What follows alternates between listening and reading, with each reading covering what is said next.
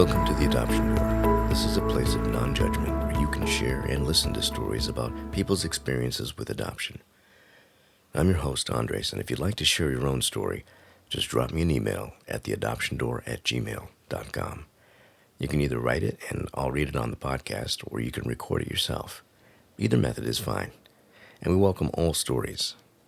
Now, let's get into this episode.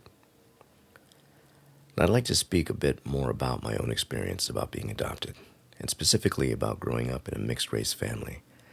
As I mentioned in the episode titled My Story, I am from El Salvador, and my parents are Caucasian. Growing up, because I am from El Salvador, I always considered myself a Latino, and while in some circles that may be correct, I was particularly proud of being of Maya descent.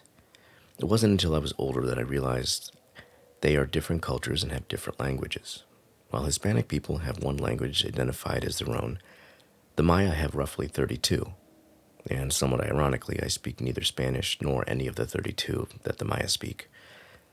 In all of the 48 years, I've only met one other Maya. After all, there are only about 8 million of us in the world, of close to 8 billion people. I guess my point is this: having Caucasian parents who weren't versed in my culture didn't lend itself to a rich understanding of what my heritage was. Now, don't get me wrong, I've had a good life and wanted for nothing. But for those of you listening out there who have adopted children from a different race and ethnicity, do your child a favor and teach him or her about their roots, what their ancestors were like, different traditions and what they observed, and heck, even their own folk heroes. It's important because they are going to wonder, and they will appreciate you allowing them to be their own individuals. And don't get me wrong, it's also a good thing to teach them about your own traditions and such, but allowing them to understand all of who they are is very important as well.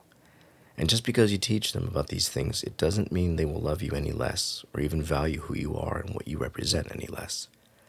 They may choose to embrace their heritage, or they may not, but either way, they should know where their roots lie. I know growing up and not knowing what I know now, through my own research, led to a lot of confusion as to who I was or how I should feel. I know I wanted to feel like a part of my own ancestors were, but didn't really know which group I identified with. I love my adopted parents, and I think of them as my own, and nothing will or could ever change that. Nothing. And I do my best to teach my children about the Maya, what I know anyway. Some have decided to embrace it more than others, and that's okay. I just want them to at least know that I told them about it, and let them decide what they want to do with that information. Here's a little anecdote. Recently, there was a character in a major motion picture that is Mayan. I saw this and felt very proud to be represented in the mainstream media. They even showed them playing a game called Pits, which involves kicking a ball through a small hoop attached at the side of a wall. At the end of the day, it's all about feeling like you belong to something bigger than your own little world. It's about feeling like there are other people like yourself out there, and at the same time being grateful to those who raised you. Part of raising a child is giving them the opportunities to enrich themselves through education, stories, and even anecdotes. And if you don't know much about your child's heritage, learn about it and be ready to tell him or her about it. I guarantee they will love and appreciate you for it.